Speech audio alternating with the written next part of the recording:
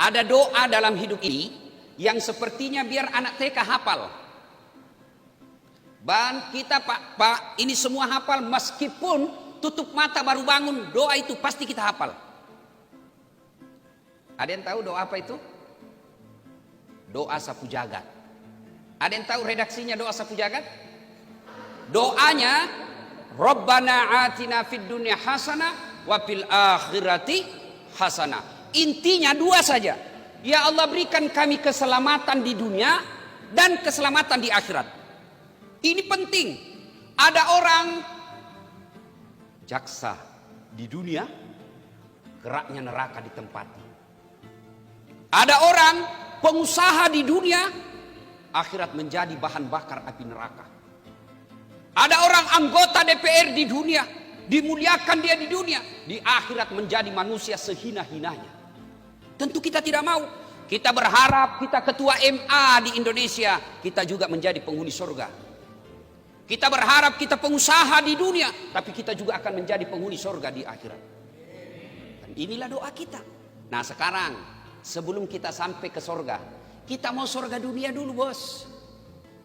Jangan sampai yang ada di benak kita ini Islam itu nerakanya dunia. Adakah surga di dunia ini? Ada surga di dunia? Ada, itulah yang disebut fid dunya hasanah. Lalu yang jadi pertanyaan buat kita, apa sih surganya dunia ini? Menurut para ahli tafsir, yang disebut surganya dunia itu 4 syaratnya. Berapa ibu? Berapa pak? 4, bukan 4 istri. 1, yang disebut fid dunya hasanah, surganya dunia. 1, punya pasangan yang baik agamanya. Bapak ibu saudara-saudara sekalian, berarti yang baik itu punya pasangan yang bagus. Yang bagus itu siapa? Yang baik agamanya. Karena Nabi katakan pilih seorang istri 1 karena kecantikannya. Cantik penting, tapi kalau agamanya hancur, cantiknya menjadi sengsara kita.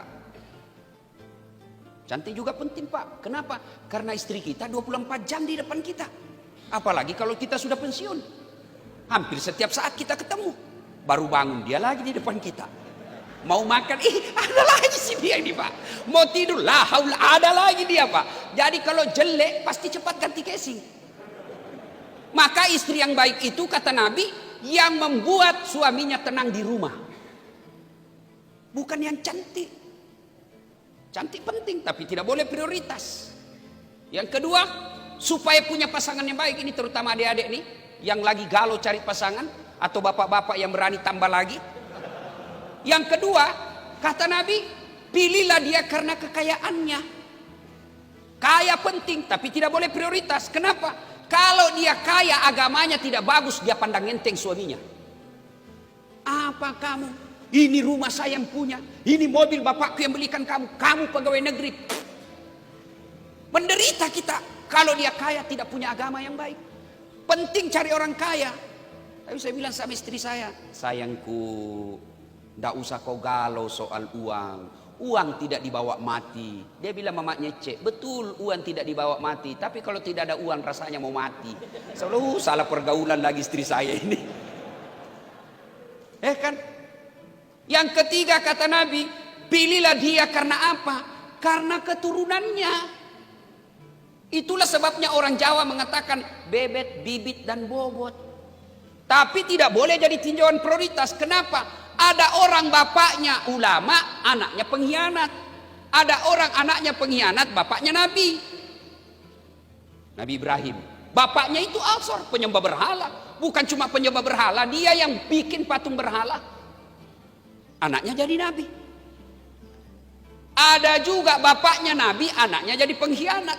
Nabi Nuh alaihi salam. Jadi penting cari keturunannya, tapi tidak boleh jadi prioritas. Dan kata Nabi yang keempat, kalau kalian mau tenang, utamakan agamanya. Agama nomor 4. Tapi anak mahasiswa saya bilang, Ustadz, secara hierarki, kenapa agama nomor 4? Mestinya agama nomor 1. Saya bilang betul nomor 4, tapi dia tidak titik di situ, dia koma. Utamakan agamanya, karena dengan agama kau dapat segala-galanya. Ada orang bukan keluarga baik, Bapaknya barangkali satpam saja, bapaknya barangkali cuma asongan, tapi bagus agamanya. Miskinnya tidak jadi masalah karena tutur katanya yang membuat kita tenang.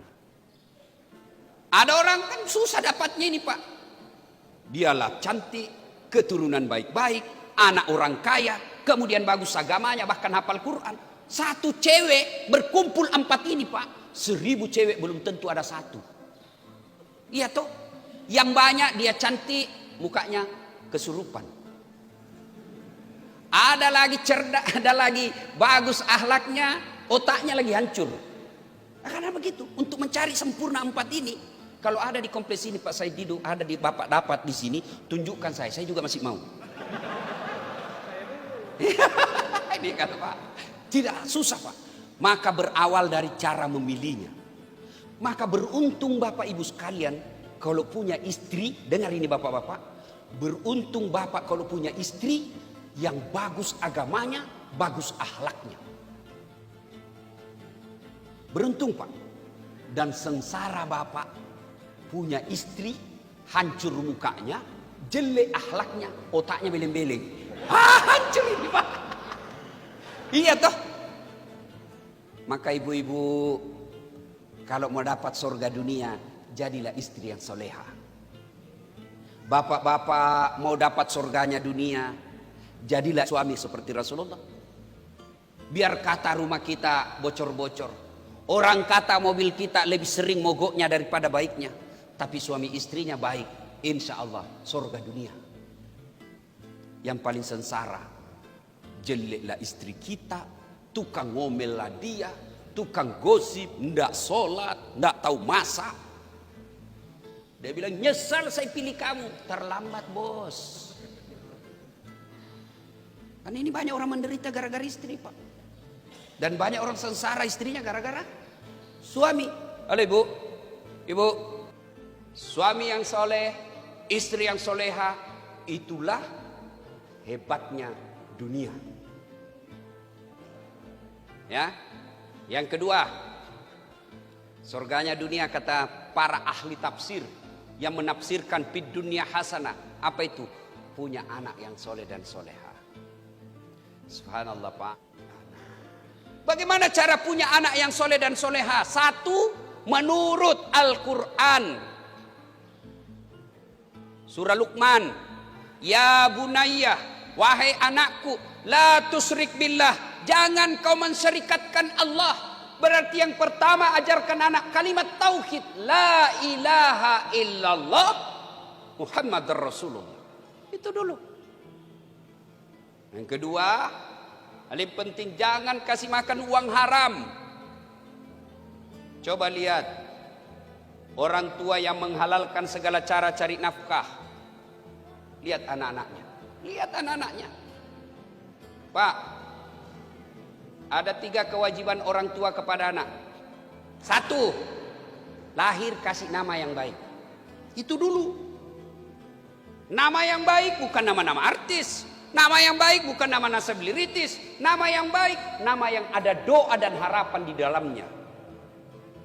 2, kata Nabi, kewajiban orang tua setelah kasih nama yang baik adalah berikan makan. Cari makannya halalan thayyiban wasi'an. Halal baik banyak. Yang ketiga, didik. Dari 3 kewajiban orang tua kepada anak ini, kita terlalu sibuk cari makannya, terlalu sibuk beri makannya, lupa didiknya. Padahal yang paling susah bukan cari makan. Kenapa? Tidak ada anak di komplek ini mati kelaparan. Ada yang mati kelaparan di kompleknya Bapak? Tidak ada. Yang mati narkoba mungkin ada, mati tabrakan mungkin ada, mati tawuran mungkin ada. Berarti yang sulit bukan cari makannya, tapi yang sulit mendidiknya. Ibu-ibu, tahu cicak? Tahu cicak? Bapak-bapak tahu cicak? Apa dia makan cicak? Apa? Nyamuk. Masuk akal enggak? Cicak cuma di dinding, nyamuk terbang. Gimana caranya mau ketemu? Enggak ada terminalnya. Tapi Allah Maha Kaya. Dengar lagu kita waktu kecil. Ini lagu-lagu kita kecil kan enak. Cicak-cicak di dinding, diam-diam merayap. Diam-diam merayap. Datang seekor nyamuk. Nyamuk yang datang. Tidak dikatakan nyamuk, cicak lompat ke nyamuk. Patah-patah kasihan cicak Pak. Tapi nyamuk yang masuk, Allah perintahkan. Nyamuk masuk kau di mulutnya ini. Tuh. Ya, yang kedua, punya anak yang soleh dan soleha. Yang ketiga, karena waktu terbatas. Yang ketiga, punya harta yang bermanfaat. Bukan harta yang banyak. Alhamdulillah.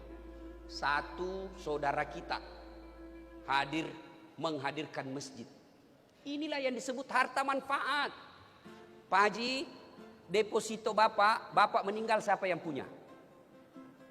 Anak. Iya, kalau anak kita baik. Anak kita baik tapi takut sama istrinya. Susah Pak. Dia mau nyumbang. Bikinkan bapak dulu. Hah, bapakmu terus. Dia bilang, sudahlah kalau begitu ngamuk lagi kau. Sudah, takut sama istrinya. Ada takut sama istrinya di sini? Ada? Berhenti kau jadi laki-laki. Hah, ngamuk Ustaz. Dia pecahkan piring. Pecahkan juga. Dia pecahkan hak televisi. Alhamdulillah dia berhenti nonton sinetron. Televisi, piring, gelas boleh dibeli. Harga diri sebagai suami tidak boleh diinjak-injak istri. Takbir. Nah, itulah semua yang takut sama istrinya itu tadi. Pak, Bu, Ibu, halo, Bu, itu cincin berlian emas Ibu pakai. Begitu Ibu meninggal siapa yang punya, Bu? Anak, istri kedua. Ayo. Maka Bapak Ibu sekalian, sedekahlah. Rumah, ruko, tanah, belum tentu kita punya. Yang kita punya kata Nabi hanya 3. 1, yang habis kamu makan. 2, yang hancur kamu pakai. 3, yang telah kau sedekahkan. Bapak Ibu saudara-saudara sekalian, sedekahlah. Bangun masjid, mari bersedekah. Allah sediakan lahan. Yang punya duit, sedekah dengan duitnya. Yang punya kekuasaan, sedekah dengan kekuasaannya. Yang punya ilmu, sedekah dengan ilmu gambar-gambarnya. Yang punya tenaga, sedekah dengan tenaganya. Saya tidak punya duit Ustaz, tidak punya jabatan, tidak punya tenaga, tidak punya kecerdasan. Apa sedekahnya Ustaz? Diam. Kau diam di situ. Jangan banyak bicara. Ada juga tidak sedekah duit, tidak pernah datang jamaah, tidak pernah gotong royong. Diam aja kau di rumahmu. Ibu-ibu sedekah. Kalau Pak Haji bangun masjid, kita sedekahnya apa? Kirim itu sendal dari toilet ke pintu masjid. Kudung, Quran, air minum, sedekah. Jangan tunggu kaya dulu baru bersedekah. Karena kalau Bapak tidak kaya, maka tidak akan sedekah-sedekah.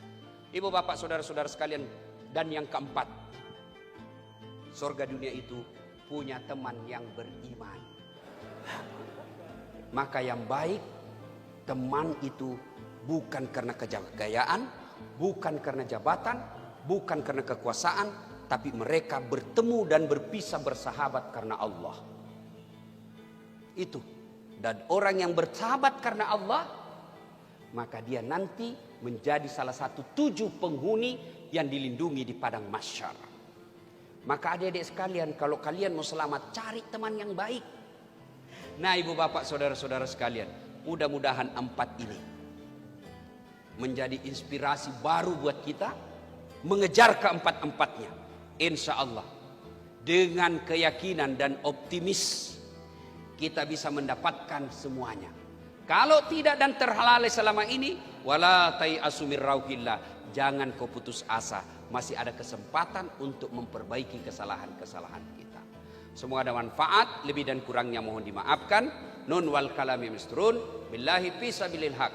Assalamualaikum warahmatullahi wabarakatuh.